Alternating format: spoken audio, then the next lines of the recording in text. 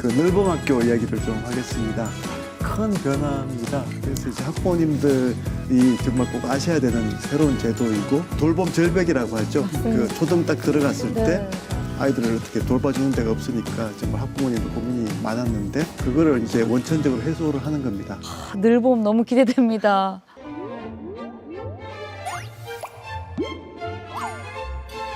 네, 안녕하세요. 박경림입니다.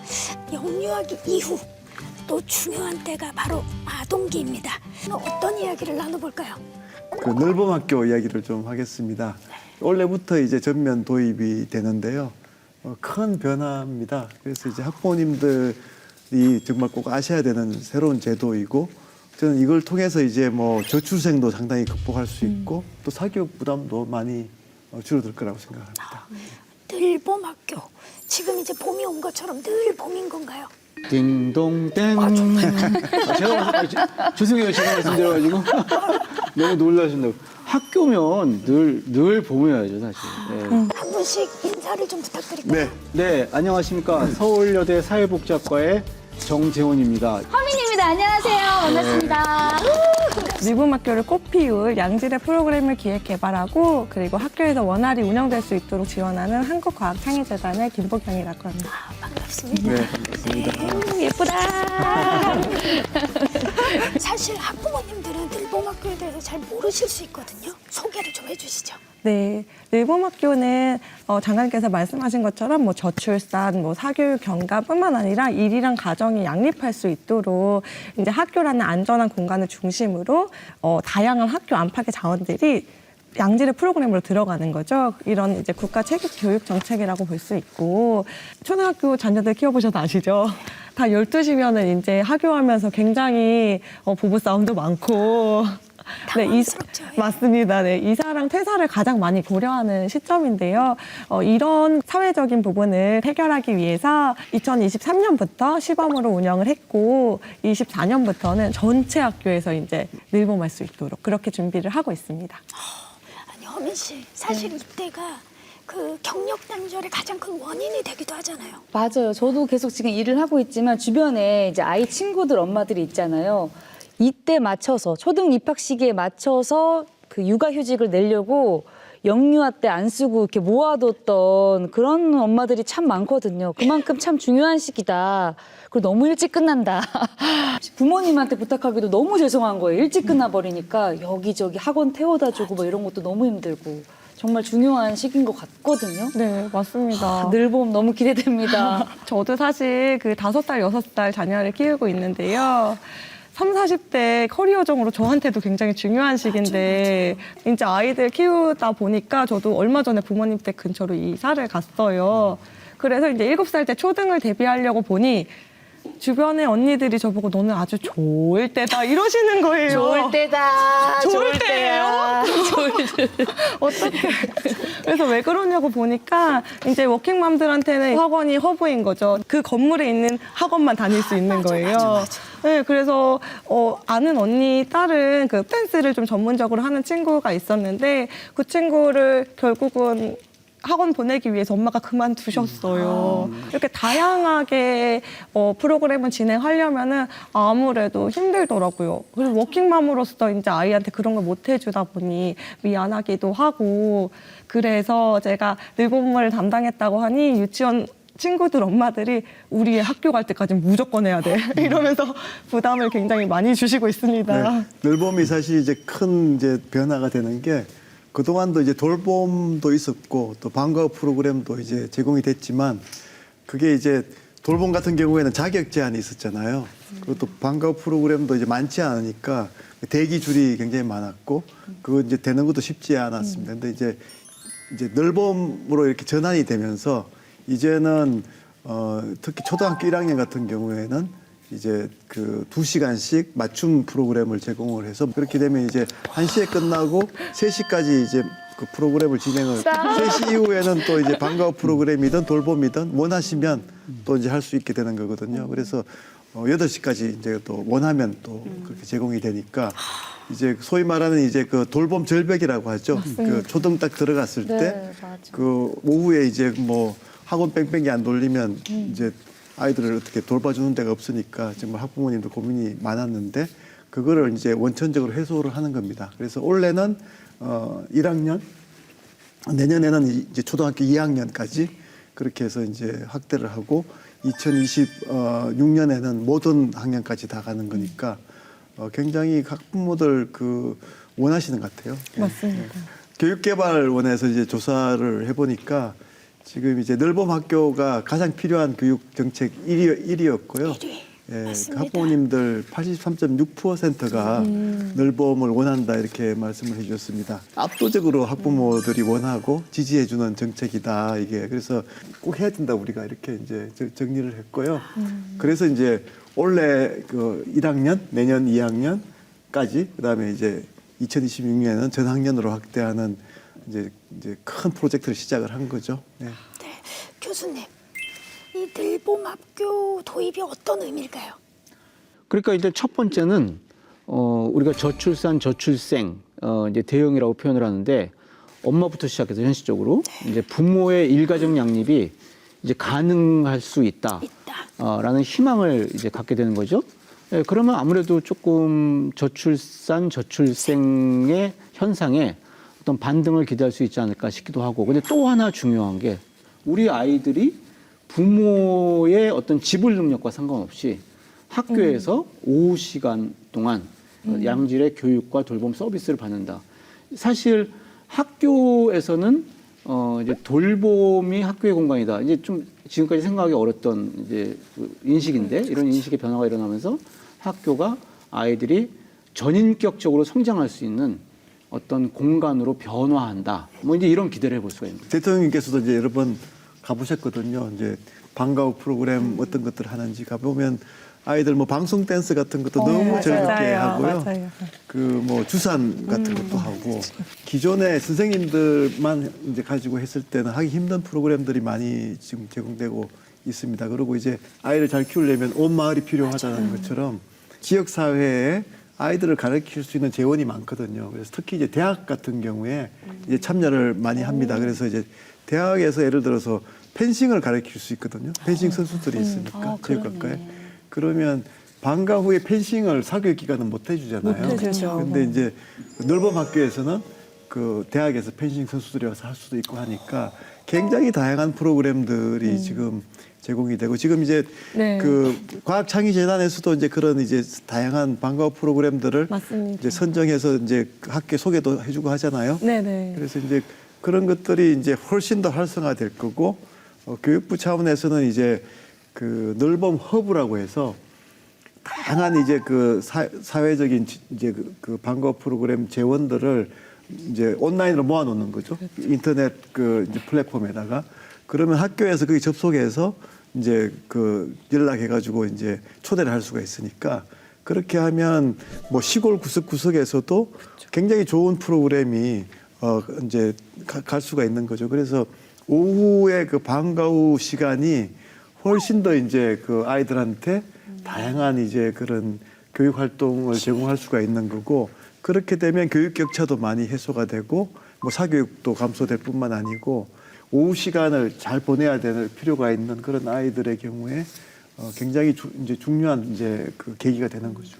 근데 장관님, 저도 이번에 이제 아이를 입학시키면서 사람들 사이, 엄마들 사이에서 저도 돌봄을 이제 신청을 하다 보니까 근데 돌봄을 보내봤더니 아이가 조금 재미없어 한다. 네. 방과후는 막 댄스도 하고 네. 모두 재밌는데 돌봄은 지루하다고 해서 결국 또 사교육을 시키게 되더라. 네, 막 네. 이런 얘기가 많았어서 지금 늘봄이 너무너무 기대되는 것 같아요. 예, 그 늘봄이 이제 초등학교 1, 2학년 같은 경우에는 앞에서 말씀드렸지만 맞춤형 프로그램을 2시간씩 무료로 제공하거든요.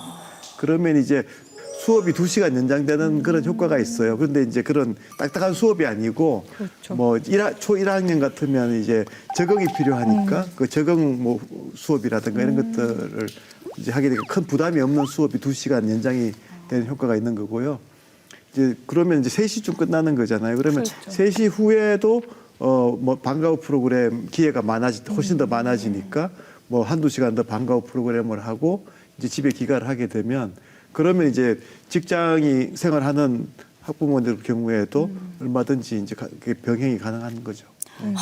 허민 씨 네. 축하합니다. 이제 6학년밖에 돌봄 못 보시는데요, 우리 교수님께서는. 몇 년 안 남았습니다. 그래도 이제 그러니까 부모들의 비용 부담이 사라진다. 그렇죠. 그러면 아이들이 행복하게 성장할 수 있는 공간이 생긴다. 네, 네. 뭐 이제 이런 면에서 굉장히 이제 기대를 해볼 수 있다. 아, 이게 조금만 빨리 나왔으면 얼마나 좋았을까. 네, 대통령께서도 이제 2번이나 가보시고 너무 좋다 이게. 그래서 좀 가능하면 저 빨리 좀 확대를 하자고 하셔가지고 정부 차원에서 범정부 지금 준비단을 만들었거든요. 네. 그래서 이제 교육부만 할 게 아니고 대통령께서도 직접 그 재능 기부도 하시겠다. 이주호 장관님은 뭘 하시겠습니까? 제가 재주가 별로 없어가지고 우리 박경윤 씨는 꼭 한번 모셔야 될 것 같아요. 아, 제가 예, 예, 감기가 낫고 나면. 그렇죠. 자, 지금 장관님께서 늘봄은 어떻게 다른지 간단하게 얘기를 해주셨는데 조금 더 자세히 정리를 해봤습니다. 만나보시죠. 2024년 전면 도입되는 늘 봄 같은 학교, 늘봄학교. 과연 어떻게 달라질까요? 이용 대상부터 이용 시간, 프로그램, 운영 공간, 그리고 운영 방식까지 전부 새로워집니다. 자세히 살펴볼까요? 학부모가 가장 궁금해할 이용 대상은 2024년 초등 1학년에서 2025년 2학년까지 확대되고 2026년에는 모든 초등학생이 전부 이용할 수 있습니다. 우선순위 기준 없이 희망하는 학생은 누구나 이용할 수 있게 되죠. 이용 대상이 확대된 만큼 이용 시간도 늘어났습니다. 주로 정규 수업 후 오후 5시까지 운영되던 기존과 달리 희망할 경우 정규 수업 전 아침 시간과 정규 수업 후 최장 오후 8시까지 이용이 가능합니다. 학부모님들은 우리 아이가 재밌는 프로그램을 들으며 오후 시간을 보내기를 원하실 텐데요. 그래서 더 다양하고 우수한 공급처를 확대해서 양질의 프로그램을 운영합니다. 각 학년의 특성에 맞춰 저학년은 매일 2시간씩 성장과 발달에 맞는 재밌고 다양한 프로그램을 운영하고 고학년에게는 미래 역량을 키우고 진로를 탐색할 수 있는 프로그램을 제공합니다. 체육, 문화예술, 사회정서, 상위과학, 기후환경까지 정말 다양하죠? 네, 늘봄학교를 통해서 아이들이 진로나 꿈을 많이 찾아갔으면 좋겠습니다. 치어리딩 표현 활동을 통해서 올해 리듬 체조 특기자로 또 이렇게 진로를 설계한 사례도 있고 아침 체육으로 육상 선수 특기자의 길을 걸어가는 또 친구들도 있습니다. 그래서 조금 더 적극적으로 또 프로그램을 연계하면 좋겠고요. 다양한 프로그램이 운영되기 위해 공간 확보는 필수. 학교 안 공간은 물론 학교 밖 지역 공간도 활용될 계획입니다. 학교뿐만 아니라 지역 공동체라든지 유관기관들이 협조해서 이 늘봄학교를 운영하는 것이 필요하리라고 생각합니다. 교사의 업무 부담을 줄여 수업에 더 집중할 수 있도록 늘봄학교 전담 조직인 늘봄지원실을 설치 및 운영해 교사들의 행정 부담을 최소화할 예정입니다.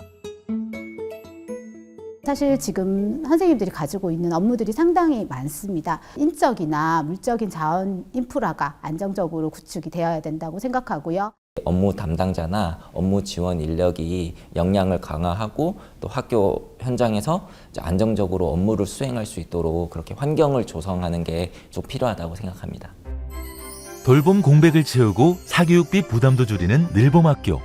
2024년부터 전면 도입됩니다. 잘 보고 왔습니다. 아니 근데 가장 놀라운 게 늘봄은 무료라고요?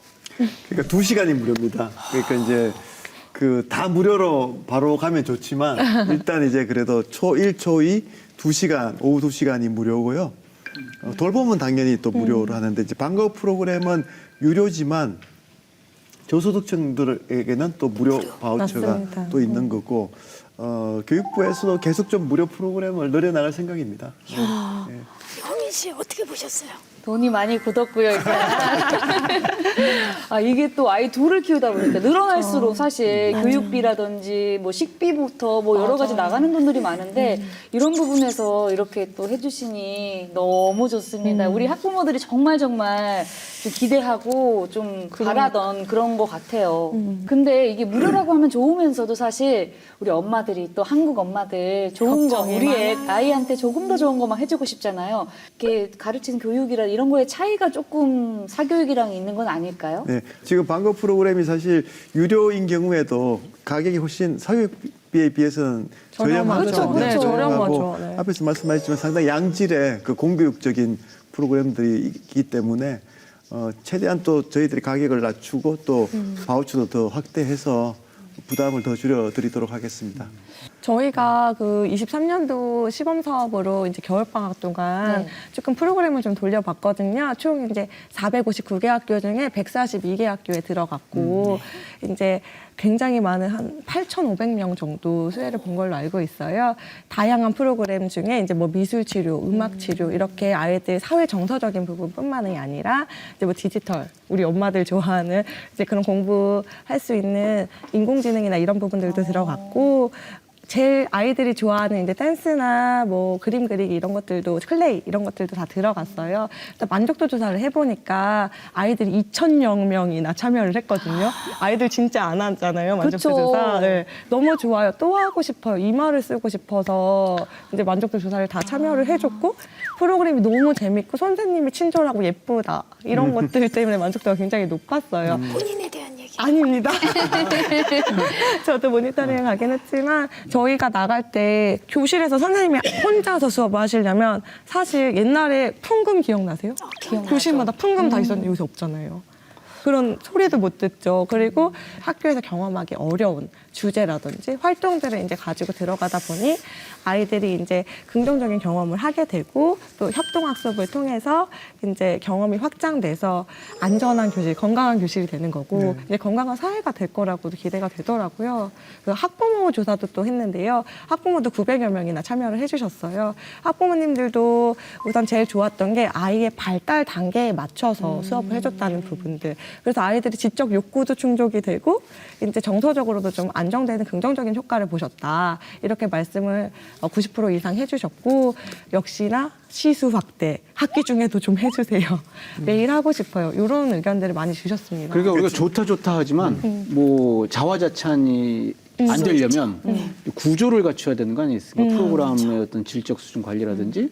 근데 교육부가 컨트롤 타워로서 역할을 하면서 각 그 교육청의 늘봄 지원 센터가 이제 구축이 되고, 그 다음에 지금 여기 과학창의재단에서 또 지역 격차 해소를 위한 프로그램의 지적 수준 유지, 뭐 이런 것들하고, 그러니까 이런 뭐 교육부, 교육청, 늘봄 지원 센터, 그 다음에 과학창의재단, 이런 어떤 그 프로그램의 질적 수준을 유지하고 관리하는 시스템이 구축이 되어 있다, 내지는 이제 되어 갈 것이다. 근데 진짜 말씀 잘해주신 게 사실 학교별 그리고 지역별로 좀 편차가 있는 거 아니냐 이렇게 걱정하시는 분들도 많아요. 네.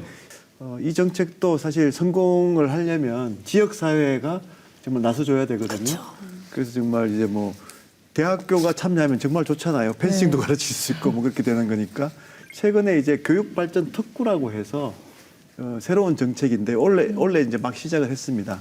그게 뭔가 하면 이제 그 지역별로, 그러니까 이제 교육청하고 시청이나 이제 도청이 협력을 해가지고 우리 지역은 교육을 이렇게 발전시키겠습니다 하고 제안을 하면 그 심사를 해서 이제 통과되면 교육부가 지원도 해주고 이제 규제도 완화해주고 하는 거거든요. 그런데 많은 지역이 이번에 이제 신청을 했는데 그 신청한 그 이제 내용 중에 늘봄 학교를 우리가 잘해보겠다 하는 게 굉장히 많았어요. 예를 들어서 뭐 부산 같은 데는 그 지역의 도서관들을 다 활용을 합니다. 도서관이 사실 아이들이 시간 보내기 좋잖아요. 그러면 학교 공간이 부족하면 도심 같은 데는 이제 과밀 학급이니까 학교에서만 다 못 돌봐주거든요. 그러면 도서관으로 아이들 와서 돌봐주고 도서관에서 아이들이 뭐 다양한 활동도 할 수 있게 하는데 그거는 시청이 하는 거죠. 그리고 또 부산에 있는 대학들이 또 참여하기도 하고 그런 방안들을 제안을 해서 교육부가 그걸 그러면 우리가 지원을 해주겠다 이렇게 된 거거든요. 그리고 이제 강원도 같은 데는 또 이제 어떻게 이제 제안을 했는가 하면 이 늘봄을 하려면은 사실 인력이 필요하잖아요. 학교에서도. 근데 이제 선생님들이 이제 많이 힘들어 하시니까 선생님들의 행정 부담을 저희가 이제 이제 확실하게 줄여드리겠다 약속을 했거든요.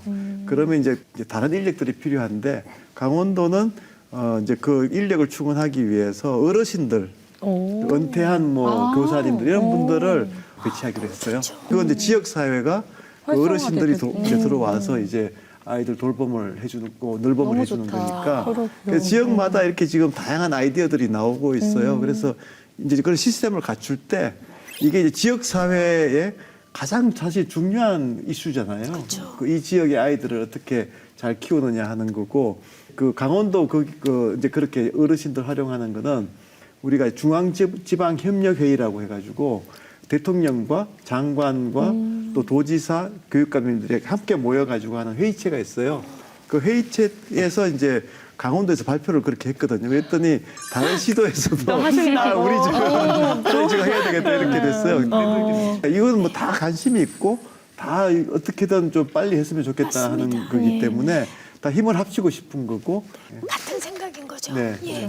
이 사실 공교육 안에서 안전한 돌봄을 받으면서 다양한 프로그램을 또 무료로 이용할 수 있기 때문에 우리 학생들과 학부모님들의 만족도가 굉장히 높은데 허민 씨 네. 어떻습니까? 어떻게 생각하세요? 일단 너무 바라던 거기 때문에 너무 좋죠. 학부모 입장에서 아까도 말했지만 그렇죠. 이렇게 너무 좋다고 하는 맞아요. 그런 피드백이 많았기 때문에 학부모들은 너무너무 찬성하고 기다렸던 것 같고요.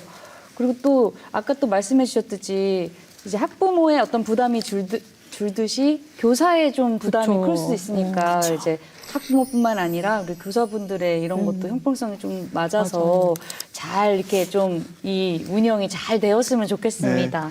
그동안 이제 돌봄도 있었고 방과 후 프로그램도 있었잖아요. 근데 그게 굉장히 교사들이 많이 이제 부담이 컸거든요. 맞아요. 그래서 이번에 이제 늘봄이라는 거는 기존에 하던 이제 방과 후나 돌봄을 훨씬 더 확대를 해서 이제 체계화시키는 거잖아요.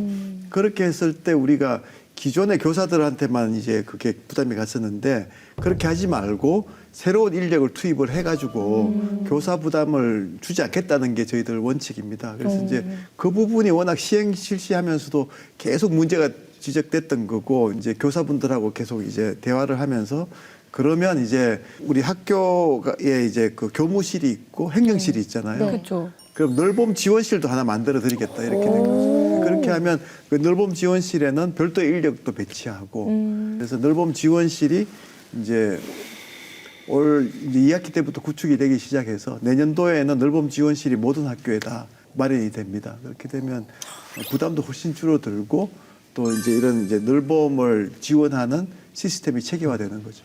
그러니까 교육청의 늘봄 지원 센터가 그렇죠. 네. 확대가 되고 그 다음에 학교에는 늘봄 지원실.